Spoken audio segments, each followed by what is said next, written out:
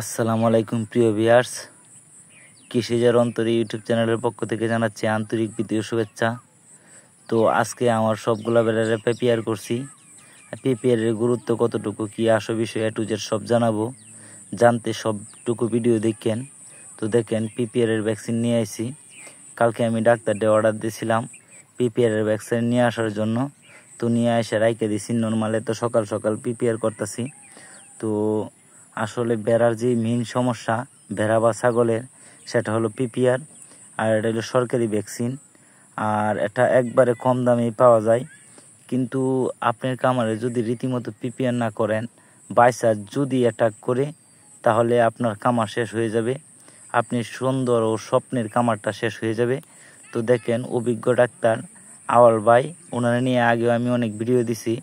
আসলে উনি লোক ভেটেরিনারি ডাক্তার, মানে যে এই থানার মানে গ্রাম্য যে ডাক্তারগুলো আছে সরকারি, এই ডাক্তার আসলে আশেপাশে সবসময় পাওয়া যায়।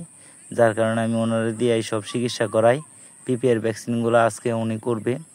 তো আসলে আপনারা যদি ভেড়া বা ছাগলের খামার করেন, তাহলে অবশ্যই পিপিআর ভ্যাকসিন করিয়ে রাখবেন। কারণ এটার দাম এত বেশি না। ওইটা আজকে আমার মনে করেন 70টা ভেড়া আছে, ছোটো বড়ো 74টা। তো 74টা ভেড়ার জন্য ওনারা আমি 700 টাকা দিচ্ছি, তাতেই যথেষ্ট। এর বেশি টাকা দেওয়ার দরকার পড়ে না। তো আপনারা অবশ্যই প্রাণী সম্পদ অধিদপ্তর থেকে পিপিআর ভ্যাকসিন সংগ্রহ করতে পারেন। আর অবশ্যই বছরে 2বার দিবেন। আমি বছরে 2বার দিই, যেমন জ্যৈষ্ঠ মাসও, আরেকবার লোক শীতের আগে, মানে কাতি আগুন মাসও দিই। তো 2বার দিই বছরে পিপিআর ভ্যাকসিন। তো ইনশাল্লাহ আপনারা যদি পিপিআর ভ্যাকসিন করিয়ে রাখেন, তাহলে বেড়ার এত বেশি রোগ বেলায় হবে না। যার কারণে আমি বলি খামারির কাছ থেকে বেড়া কিনবেন, কারণ খামারিরা সব ধরনের ভ্যাকসিন দিয়ে রাখে। আপনি হয়তো একটা প্রান্তিক খামারি থেকে কিনছেন, হ্যাঁ হয়তো বেড়ার ভ্যাকসিন দিবে না, কোনো কিছুই করবে না, যার কারণে আপনার বিপদের সম্মুখীন হতে হবে। তো ইনশাল্লাহ আপনারা যদি বেড়ার খামার করেন, তাহলে অবশ্যই খামারির কাছ থেকে কিনবেন।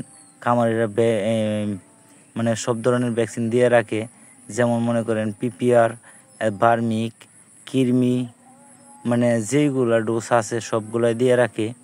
তো সুন্দর মতে দিতে হয়, আর ওইগুলোর দিকে নজর রাখতে হয় প্রচুর পরিমাণ।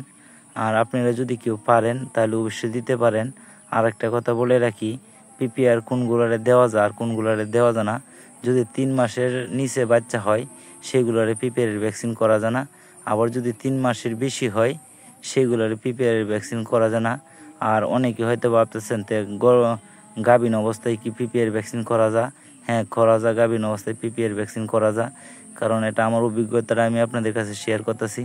যদি মনে করেন একবারে নিকটে তাহে, মানে ওইটা বিয়ে যাব, মানে 8-10 দিন আছে বা 10-15 দিন আছে, তো ওইটা না দেওয়াই বেটার। কিন্তু ওইটা ওই রকম বেড়ার আমি দিই না।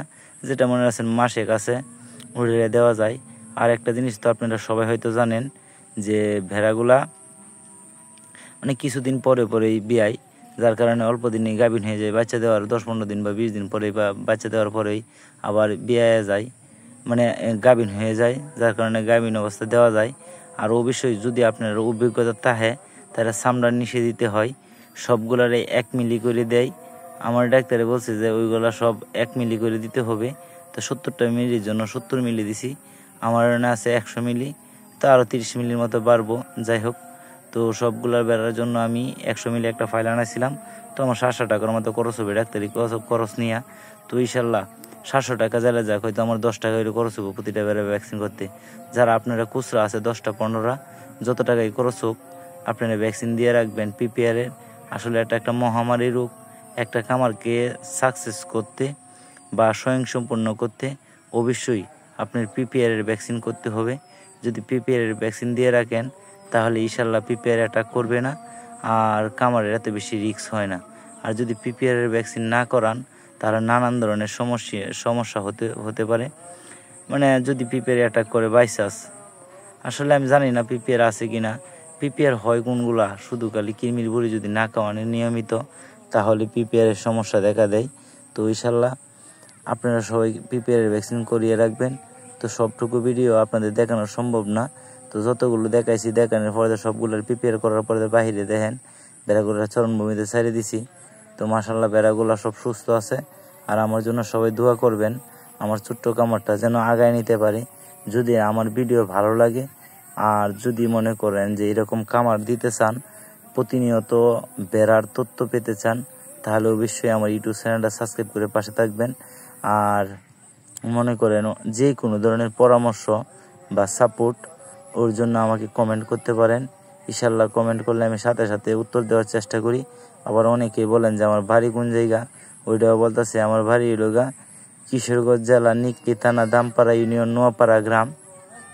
তো সবটা ঠিকানা আমি দিয়ে দিলাম। আমি আসলে একজন প্রান্তিক খামারি। আমাদের এলাকা হলো বাড়ি এলাকা, মানে মনে করেন যে 4 মাস পানি তাহে আর 8 মাস বাসমান তাহে, তো তাতেই ওই রকমভাবে চালানো যায়। আবার একটা এই যে পানি উন্নয়ন বোর্ডে যে কালগুলা করছে ওইটা